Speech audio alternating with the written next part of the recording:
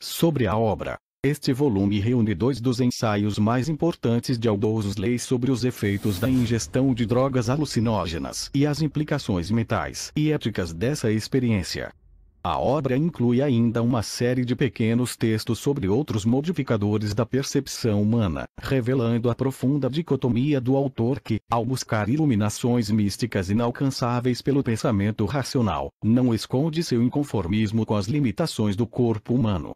Em As Portas da Percepção, de 1954, o romancista e ensaísta em inglês descreve suas experiências pessoais com a mescalina, alcaloide extraído de um cacto mexicano, muito empregado pelos xamãs.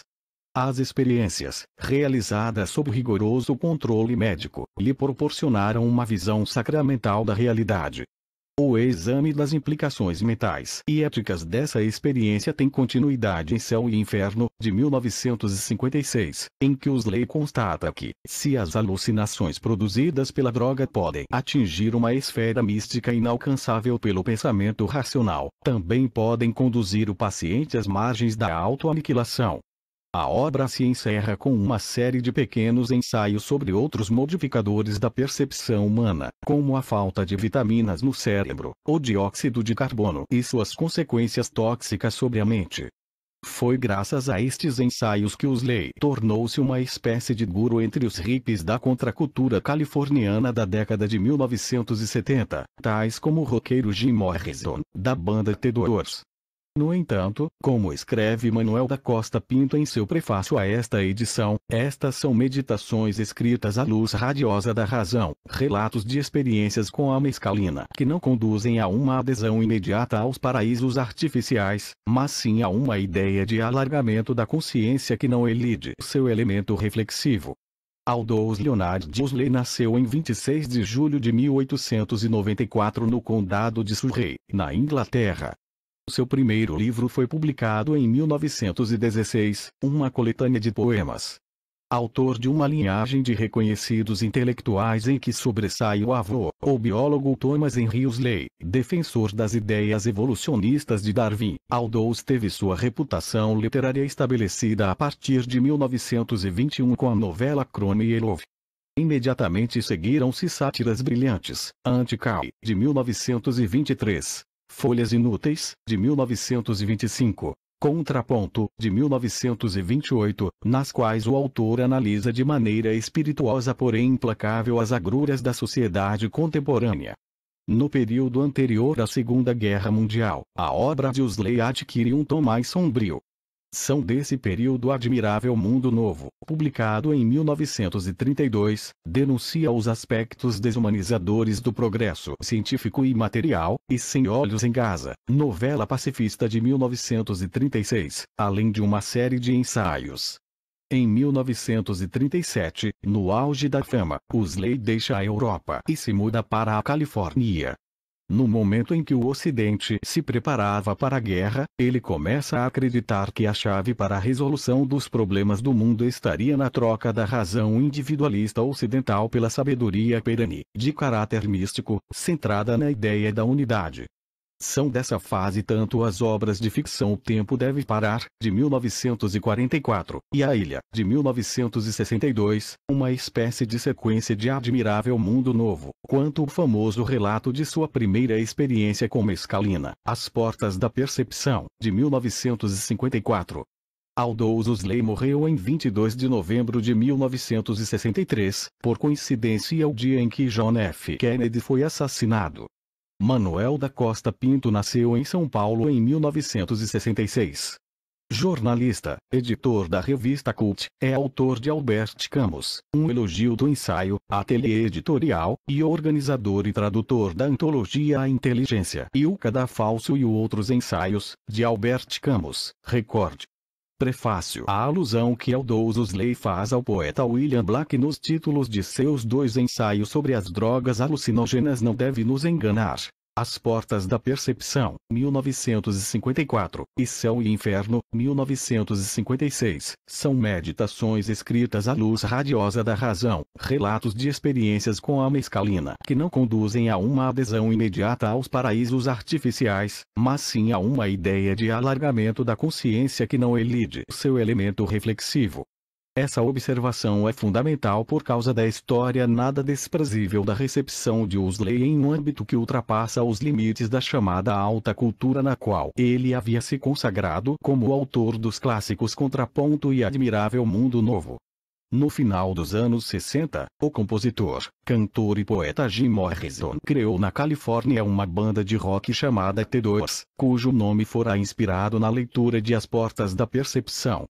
Morrison morreria em Paris em 1971, provavelmente de overdose, mas sua curta e fulminante trajetória, marcada não apenas pelo sucesso musical e por escândalos comuns dentro do universo pop, como também por uma produção poética que chegou a ser comparada à de Rimbaud, acabaria estabelecendo uma ponte entre a poética visionária de Black, o erotismo sacrificial dos concertos dos Doors e a obra de Huxley, que assim ganharia uma aura de guru da contracultura.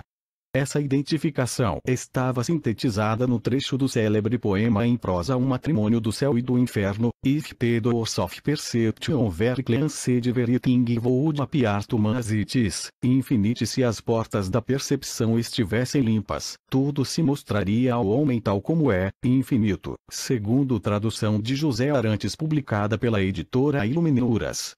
E, no entanto, a imagem de Huxley como uma espécie de profeta aristocrático da era hippie não parece resistir à leitura de As Portas da Percepção e Céu e Inferno. É bem verdade que ele mesmo alimentou a confusão ao colher os títulos dos ensaios nos aforismos de um poeta maldito, que mimetizou suas alucinações tanto com as palavras quanto em telas, que representam personagens bíblicas em cenários apocalípticos. E também é verdade que Morrison estava sendo fiel à letra de Huxley ao conferir às suas experiências com mescalina e ácido lisérgico um caráter ritual inspirado no xamanismo. Afinal, o escritor inglês escolhera a mescalina para seus experimentos justamente por causa da função sagrada que o peyote, raiz da qual é extraída a droga, desempenha nas religiões dos índios americanos. O fato, porém, é que em nenhum momento Huxley parece buscar nos alucinógenos uma conversão mística ou uma ruptura absoluta com o mundo ordinário. Tampouco parece movido por um desacordo essencial em relação aos cárceres psicológicos e perceptivos da realidade empírica.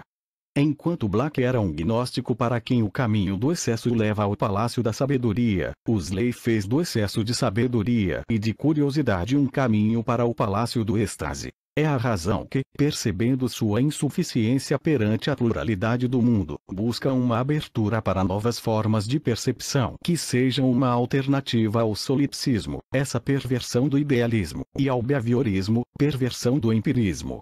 Nesse sentido, Aldous Huxley é um perfeito agnóstico. Vale a pena fazer aqui um pequeno desvio para explicar a origem desse termo. Afinal, a expressão agnóstico foi literalmente inventada pelo avô de Aldous, o eminente biólogo Thomas Henry Huxley, durante as acirradas polêmicas surgidas depois da publicação de A Origem das Espécies, de Charles Darwin, em 1859. Ferrenho defensor da teoria da evolução, Thomas Henry se viu na obrigação de rebater as críticas dos criacionistas religiosos que faziam uma leitura fundamentalista das Escrituras, defendendo a ideia de que o homem foi gerado por Deus em sua conformação atual, formulando então um conceito que passou a ser um estandarte do antidogmatismo e da emancipação do pensamento. Quando cheguei à maturidade intelectual e comecei a perguntar-me se era ateu, teísta ou panteísta, materialista ou idealista, cristão ou livre-pensador, percebi que quanto mais aprendia e refletia menos fácil era a resposta, até que por fim cheguei à conclusão de que nada tinha a ver com nenhuma dessas definições, com exceção da última. A única coisa em que todas essas excelentes pessoas estavam de acordo era a única coisa em que eu discordava delas. Estavam bastante seguras de que tinham atingido uma certa gnose, haviam, com maior ou menor sucesso, resolvido o problema da existência, enquanto eu estava bastante seguro do contrário e possuía uma convicção razoavelmente forte de que o problema era insolúvel. Portanto, meditei e inventei o que me parece ser um rótulo adequado: agnóstico. Pensei nele como uma antítese sugestiva dos gnósticos da história da Igreja, que professavam conhecer coisas em que eu era ignorante. Aldous Huxley foi um legítimo herdeiro do ethos iluminista e antirreligioso de seu avô. As portas da percepção e céu e inferno são relatos pacíficos de uma experiência extraordinária e sugerem um autor que não transfere para a escrita as fendas e as instabilidades de sua paisagem interior. Estamos longe do estilo candente de um Thomas Dickinson ou de um Artaud, para citar dois outros escritores que associaram drogas a um estado de espírito demoníaco. Com Huxley, estamos mais próximos do ceticismo moderno de Montaigne ou Hume. Ele desconfia igualmente do totalitarismo da razão e das quimeras de nossa imaginação e só se interessa por estas últimas em sentido antropológico, como uma fresta por onde se pode sondar a alma humana. Mesmo quando tematiza as drogas em obras de ficção, o escritor inglês parece estar preocupado menos com o transe que elas provocam em personagens individuais do que com seus efeitos sobre o mecanismo psicológico das massas, caso dos narcóticos imaginários consumidos no universo asfixiante de Admirável Mundo Novo, o Soma, que provoca um bem-estar politicamente anestesiante, e na sociedade utópica do romance A Ilha, a Moksha, uma pílula que liberta do cativeiro do próprio ego. Talvez seja por essa falta de predisposição ao fantástico, até onde minha memória alcança, sempre fui pouco dado a devaneios, que, ao provar pela primeira vez a mescalina, em 1953, Huxley tenha descoberto não um novo continente, mas um novo olhar sobre cenários familiares. Nada de paisagens, espaços abissais, mágico crescimento e metamorfose de edificações, nada que lembrasse, por remoto que fosse, um drama ou uma parábola. O outro mundo ao qual a mescalina me conduzira não era um mundo das visões. Ele existia naquilo que eu podia ver com meus olhos abertos. A grande transformação se dava no reino dos fatos objetivos. O que tinha acontecido a meu universo subjetivo era coisa que, relativamente, pouco importava. A essa ausência de figuras sobrenaturais, porém, corresponde a perplexidade diante do caráter transcendente que os objetos adquirem a partir da alteração do estado de consciência de quem os observa. Descrevendo as transformações que sofrem as flores de um vaso, uma cadeira ou um simples pedaço de tecido na percepção de alguém que ingeriu a droga, Huxley nos revela o milagre do inteiro desabrochar da existência em toda a sua nudez e uma nova dimensão de tempo, um perpétuo presente, criado por um apocalipse em contínua transformação. A despeito das referências de Huxley ao taoísmo e a místicos como São João da Cruz ou Swedenborg, essa visão sacramental da realidade proporcionada pela mescalina se restringe a um plano estritamente natural. Huxley admira os estados de espírito estáticos porque eles proporcionam exemplos do caráter irredutível da existência, e, sob esse aspecto, o uso argumentativo que Huxley faz de Buda e de Mestre Eckhart tem uma surpreendente semelhança com o sentido que este grande nome da mística renana ou o filósofo japonês Nishida adquirem na obra de Heidegger. De resto, quando Huxley descreve sua percepção narcotizada de uma cadeira como minha despersonalização na desindividualização que era a cadeira, a frase parece remeter exatamente à distinção que o filósofo de ser e tempo faz entre o ente manipulável, tal qual instituído pela razão instrumental, e o ser autêntico, cuja eterna irrupção fora encoberta pela dicotomia sujeito-objeto e seria redescoberta pela superação heideggeriana da metafísica. A diferença de Heidegger, porém, Huxley considera que tanto o esquecimento da totalidade do ser quanto seu oposto, a abertura da consciência para a irrupção dos acontecimentos, são um fenômeno do mundo biológico. Para ele, o cérebro e o sistema nervoso seriam uma válvula redutora, que evita, por meio do caráter seletivo da memória e das restrições impostas pela linguagem, que o homem seja esmagado pela torrente de informações a que sua onisciência potencial estaria sujeita.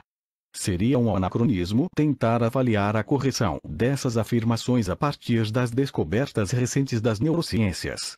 Nem as portas da percepção nem céu e inferno são tratados científicos. Huxley cita vários pesquisadores de seu tempo, consulta especialistas, explica a ação química dos diferentes tipos de drogas, defende suas virtudes e aponta seus malefícios, mas parece se guiar sobretudo por aquele espírito de curiosidade intelectual formulado por Montaigne na aurora da modernidade.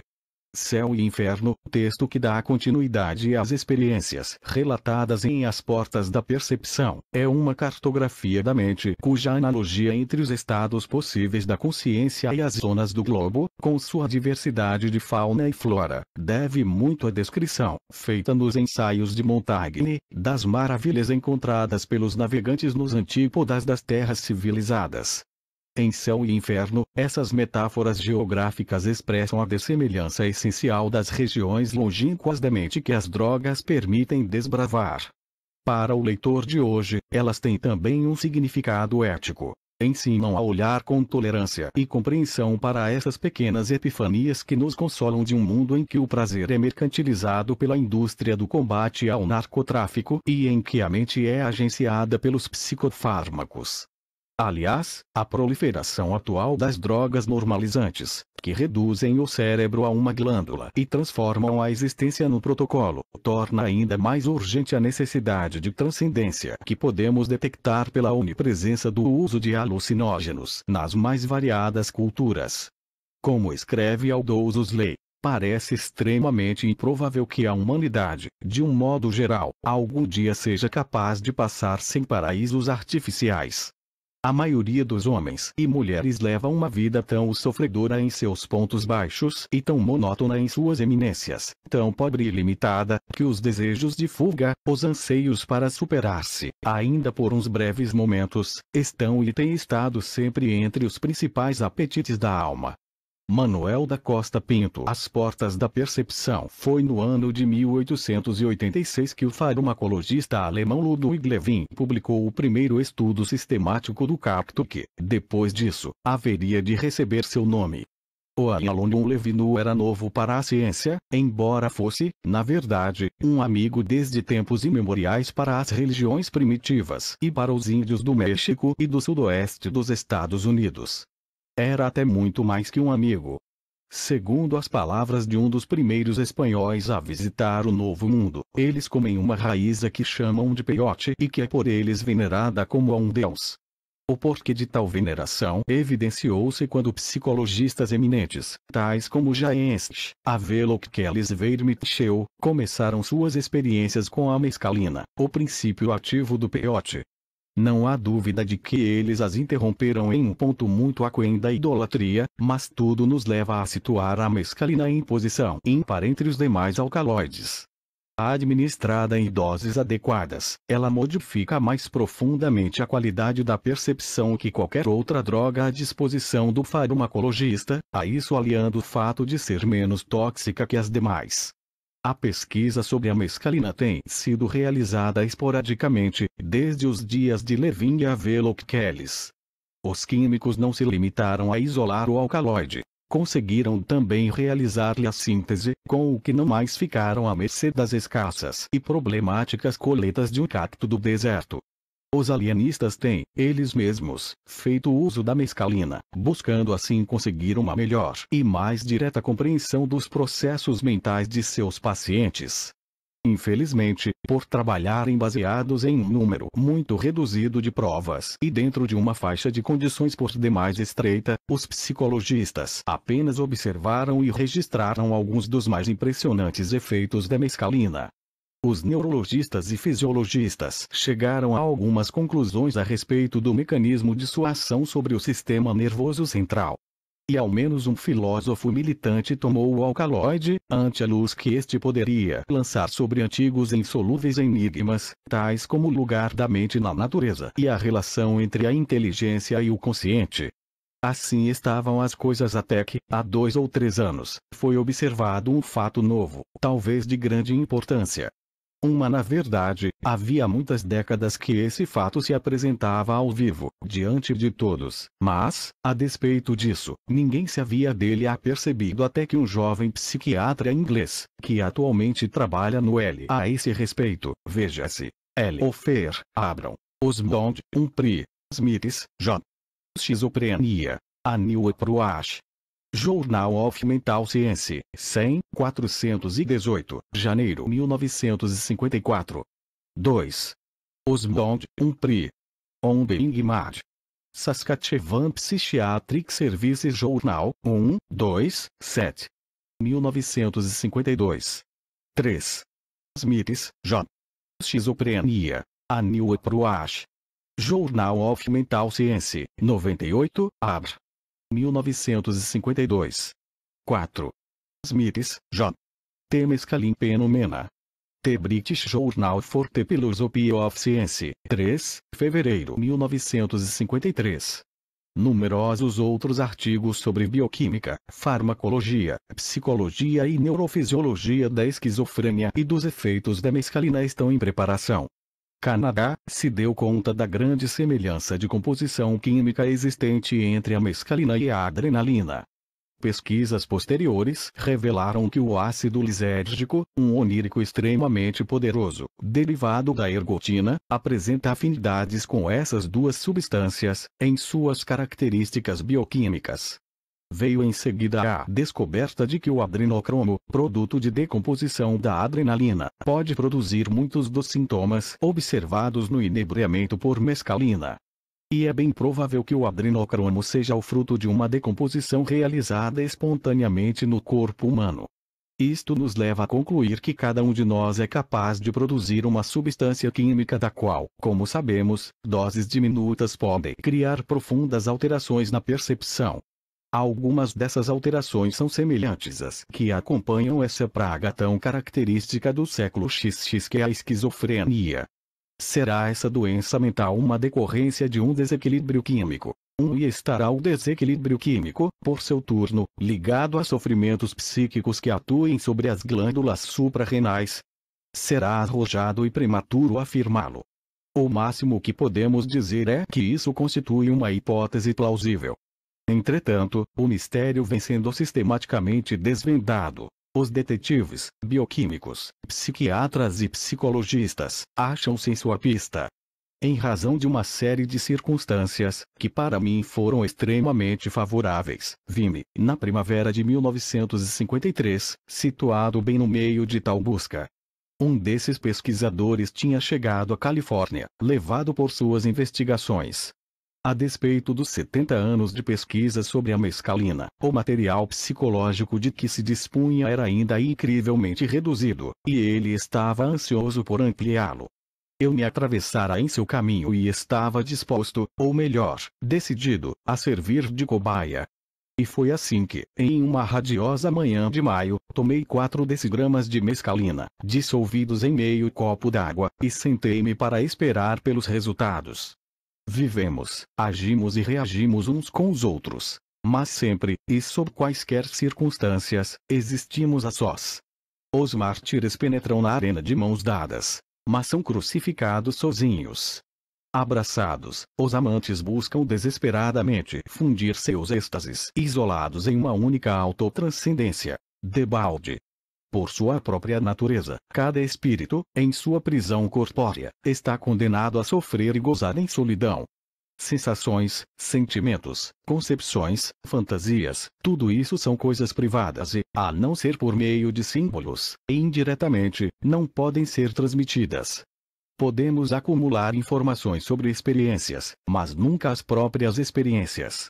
Da família à nação, cada grupo humano é uma sociedade de universos insulares.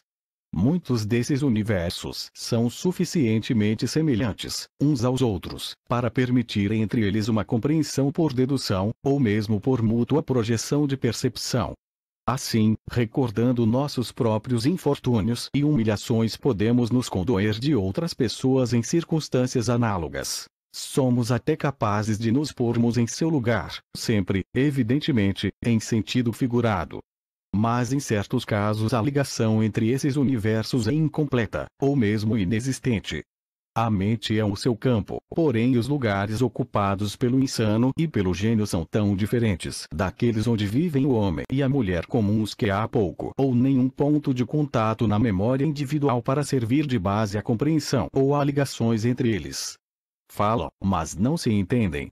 As coisas e os fatos a que os símbolos se referem pertencem a reinos de experiências que se excluem mutuamente. Contemplarmos-nos do mesmo modo pelo qual os outros nos veem é uma das mais confortadoras dádivas. E não menos importante é o dom de vermos os outros tal como eles mesmos se encaram. Mas e se esses outros pertencerem a uma espécie diferente e habitarem um universo inteiramente estranho? Assim, como poderá o indivíduo, mentalmente são, sentir o que realmente sente o insano? Ou, na iminência de ser reencarnado na pessoa de um sonhador, um médium ou um gênio musical, como poderíamos algum dia visitar os mundos que para Black, Swedenborg ou Johann Sebastian Bach eram seus lares? E como poderá alguém, que esteja nos limites extremos do ectomorfismo e da cerebrotonia, pôr-se no lugar de outrem que ocupa o limite oposto do endomorfismo e da viscerotonia ou, a não ser dentro de certas áreas restritas, compartilhar dos sentimentos de um terceiro que se situe no campo do mesomorfismo e da somatotonia? Para o behaviorista inflexível, tais proposições, suponho eu, são desprovidas de sentido. Mas para aqueles que aceitam, do ponto de vista teórico, aquilo que, na prática, sabem ser verdade, isto é, que a experiência possui dois aspectos, um externo e outro interno, os problemas apresentados são reais e tanto mais sérios por serem, alguns, inteiramente insolúveis, e outros só poderem ser resolvidos em circunstâncias excepcionais e por métodos que não se acham ao alcance de qualquer um. E, pois, quase certo que jamais poderei saber o que sentem Sir John Falstaff ou Joy Louis. Por outro lado, sempre me pareceu possível que, por meio do hipnotismo, do auto-hipnotismo, da meditação sistemática, ou ainda pela ação de uma droga apropriada, eu pudesse modificar de tal forma a minha percepção normal que fosse capaz de compreender, por mim mesmo, a linguagem do visionário, do médium e até barra inversa do místico. Baseado no que já havia lido a respeito das experiências com a mescalina, eu me convencerá antecipadamente de que a droga haveria de garantir minha admissão, ao menos por umas poucas horas, no tipo de mundo interior descrito por Black A.E. Mas o que eu esperava não aconteceu. Contava ficar, de olhos cerrados, a contemplar visões de corpos geométricos multicores, de formas arquitetônicas animadas, recobertas de gemas e fabulosamente belas, de paisagens repletas de figuras heróicas, de dramas simbólicos e perpetuamente apaixonantes, no limiar da revelação derradeira. Mas está claro que eu não levava em conta as idiosincrasias de minha formação mental, as realidades de meu temperamento, educação e hábitos. Pseudônimo literário de George William Russell, 1867-1935, poeta e pintor irlandês. Sou, até onde minha memória alcança, sempre fui pouco dado a devaneios. As palavras, mesmo as mais evocativas, empregadas pelos poetas, não conseguem produzir imagens em minha mente. Não vêm ao meu encontro visões hipnagógicas no limiar do sono. Quando me lembro de algo, a memória não se me apresenta como um fato ou objeto vivido. Por um esforço da vontade, consigo evocar uma imagem não muito vivida do que aconteceu na tarde da véspera, de como era o lugar no antes de as pontes terem sido destruídas, ou da estrada de Baisvater, quando os poucos ônibus eram verdes e pequeninos, puxados por velhos cavalos a uns 6 km por hora. Mas essas imagens terão pouca substância, e de forma alguma poderão ter vida própria. Guardam, para os objetos reais, a mesma proporção que os fantasmas homéricos apresentam com relação aos homens de carne e osso que vão visitá-los nas sombras. Só quando tenho febre alta é que minhas imagens mentais adquirem vida independente. Para aqueles cuja imaginação é fértil, meu mundo interior terá de parecer curiosamente monótono, limitado e desinteressante. Este era um pobre mundo, porém meu, que eu esperava ver transformado em algo inteiramente diferente de si mesmo. A modificação que realmente ocorreu nesse mundo nada teve de revolucionária. Meia hora depois de ingerir a droga, comecei a perceber um lento bailado de luzes douradas. Pouco depois surgiram imponentes superfícies rubras que cresciam e se avolumavam a partir de brilhantes nódulos de energia a assumir continuamente as mais variadas formas. De outra feita, ao fechar os olhos, se me deparava um complexo de estruturas cinzentas, de dentro das quais brotavam, incessantemente, pálidas esferas azuladas que se iam materializando e, à medida que o faziam, deslizavam silenciosamente para cima e fugiam de cena. Mas em tempo algum apareceram faces ou formas de homens ou animais. Nada de paisagens, espaços abissais, mágico crescimento e metamorfose de edificações, nada que lembrasse, por remoto que fosse, um drama ou uma parábola. O outro mundo ao qual a mescalina me conduzira não era um mundo das visões. Ele existia naquilo que eu podia ver com meus olhos abertos. A grande transformação se dava no reino dos fatos objetivos. O que tinha acontecido a meu universo subjetivo era coisa que, relativamente, pouco importava. Eu ingerira minha poção às 11 horas. Hora e meia mais tarde estava sentado em meu escritório, contemplando atentamente um pequeno vaso de vidro. Continha ele apenas 3 flores, uma rosa de Portugal, inteiramente desabrochada, com sua rosa e a corola onde a base de cada pétala apresentava um matiz mais quente e brilhante, um grande cravo creme e arroxeado, e, arrogante em sua heráldica beleza, de um púrpura pálido, a flor do íris. Por mero acaso, o pequeno ramalhete violava todas as regras do bom gosto tradicional. Pela manhã, ao desjejum, ferira-me os olhos a vivida dissonância de suas cores. Mas tal já não era mais minha opinião. Não contemplava mais uma esquisita combinação de flores. Via, agora, aquilo mesmo que Adão vira no dia de sua criação, o milagre do inteiro desabrochar da existência, em toda a sua nudez. Isso é agradável? Perguntou alguém. Durante essa parte da experiência, todas as conversas foram gravadas, e foi-me assim possível refrescar a memória a respeito do que fora dito. Nem agradável, nem desagradável, respondi. Apenas existe. Extigkeit, existência, não era essa a palavra que Meister Eckhart gostava de usar.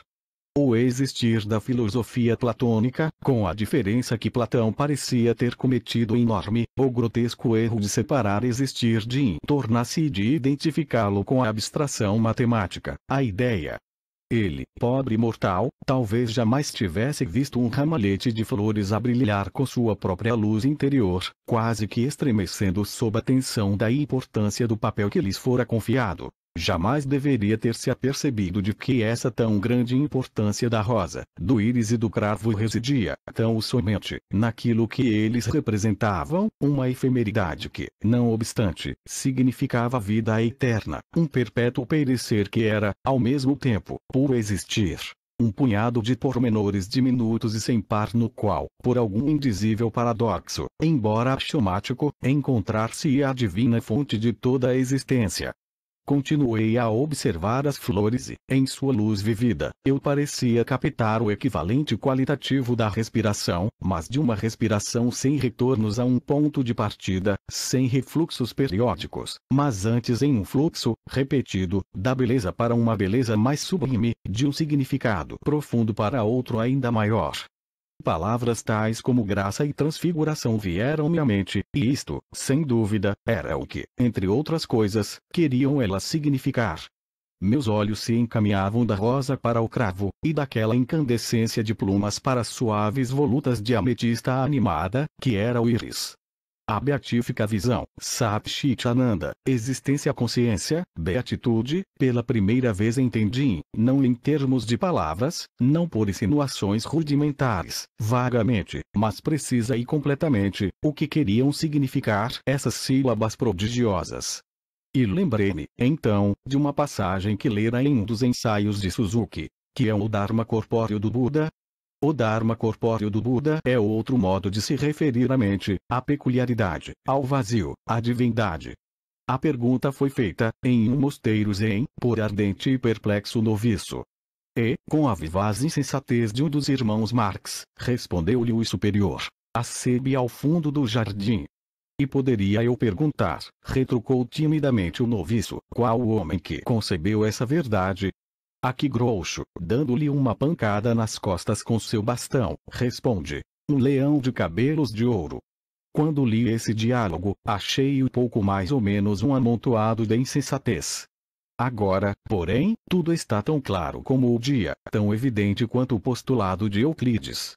Não há a menor dúvida de que o Dharma corpóreo do Buda seja a sebe do fim do jardim.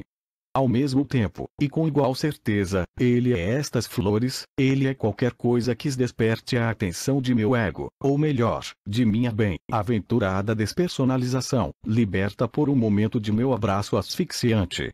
Assim também os livros, que recobrem as paredes de meu escritório. Tais como as flores, eles também luziam, quando para eles olhei, com cores mais brilhantes, com uma importância mais profunda. Livros vermelhos de rubi, livros de esmeralda, livros de ágata, de água marinha, de topázio, livros de lápis lazuli de cor tão intensa, tão intrinsecamente importantes, que pareciam a ponto de sair das estantes para melhor atrair minha atenção. Que me diz das relações espaciais? Perguntou o investigador enquanto eu olhava os livros.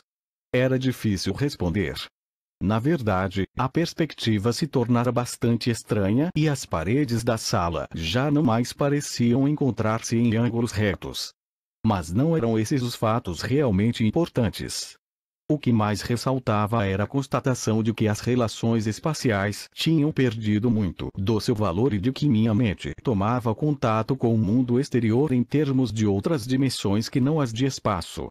Em situações normais o olho se preocupa com problemas tais como onde, a que distância, como se situa em relação a tal coisa. Durante a experiência com a mescalina, as perguntas tácitas a que a visão responde são de outra ordem. Lugar e distância deixam de ter muito interesse.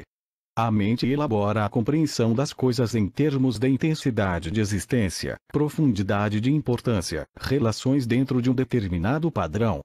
Eu olhava para os livros, mas não me preocupava, em absoluto, com suas posições no espaço. O que notava, o que se impunha por si mesmo à minha mente, era o fato de que todos eles brilhavam como uma luz viva e que, em alguns, o resplendor era mais intenso que em outros. Nesse instante, a posição e as três dimensões eram questões de sômenos. Não, evidentemente, que a noção de espaço houvesse sido abolida. Quando me levantei e pus-me a andar, eu o fiz com toda a naturalidade, sem erros de apreciação sobre a posição dos objetos. O espaço ainda estava ali, mas havia perdido sua primazia. A mente se preocupava, mais do que tudo, não com medidas e lugares, e sim com a existência e o significado